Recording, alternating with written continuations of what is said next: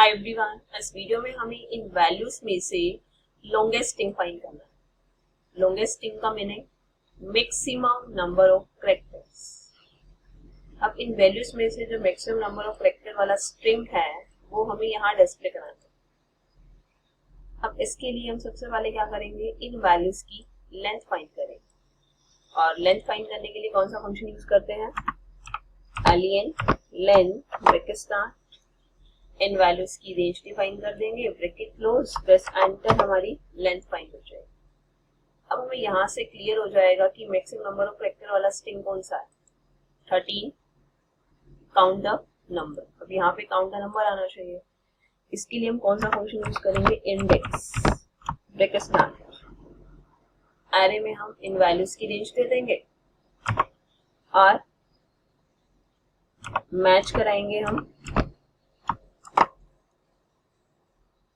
किससे, match METCH।